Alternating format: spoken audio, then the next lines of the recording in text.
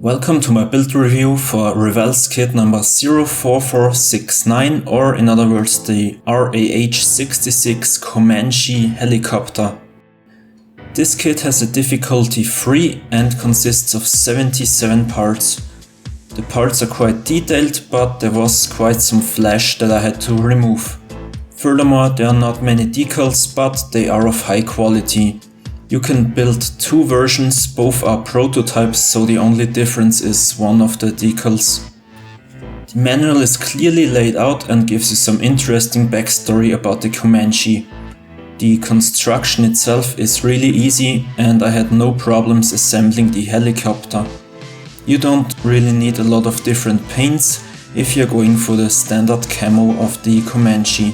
What I want to point out here is a mistake in the manual, where you have to mix 60% of one color with 60% of the other color. What's so special about this build for me is that it's the first time that I was using acrylics. I got the REVELL aqua colors and also the aqua color mix to fin them. All in all, the build was straightforward, so I started with the instrument panels and cockpit. There are no decals for the cockpit, so I used a needle to get some paint on all the buttons and switches.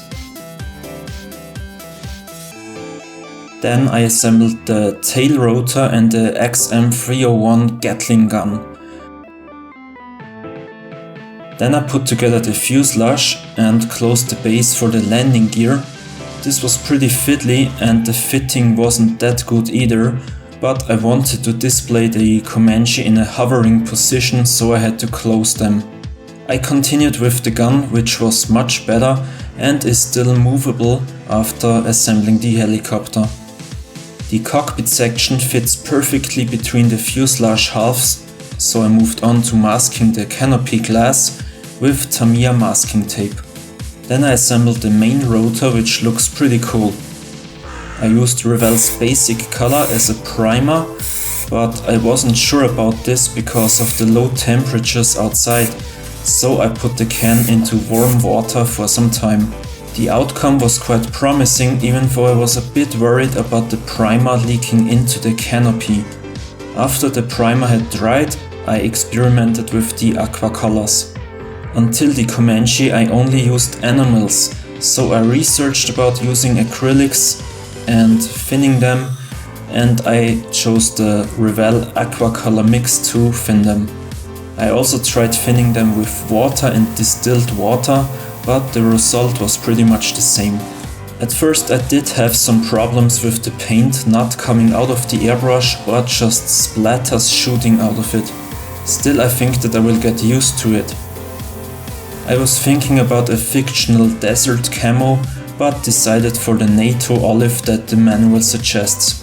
Despite the problems I had with the acrylics, the paint job is pretty good. After the NATO olive paint, I added details to the missile base and tail rotor, and also continued with the armament, which consists of 12 Hellfire and 2 Stinger missiles.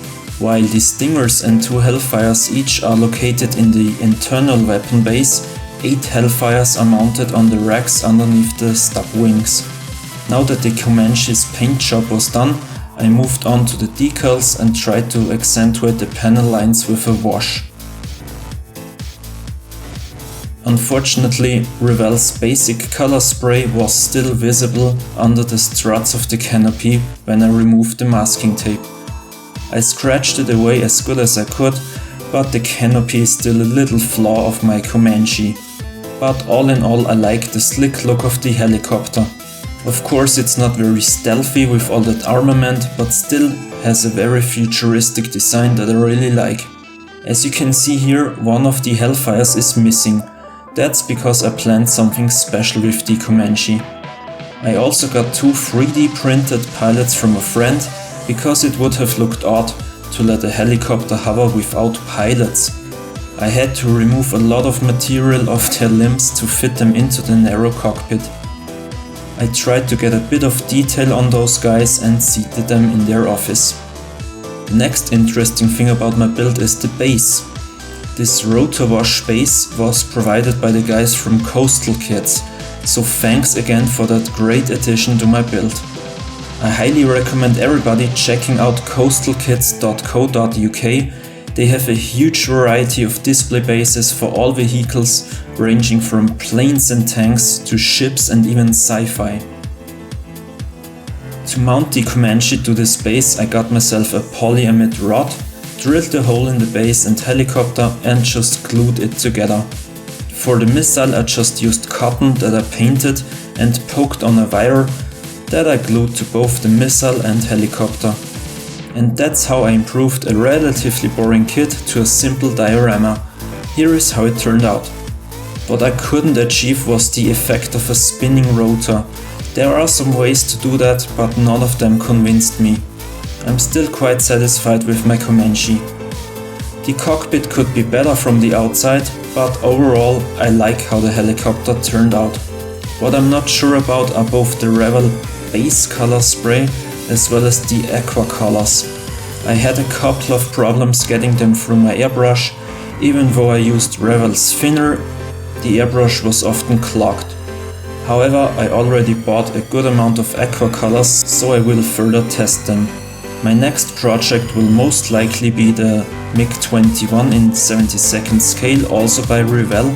Until then, please give me some feedback about my Comanche. Also check out the other kits that I built. You can find them all on my channel. So thanks for watching and have a nice day. Bye.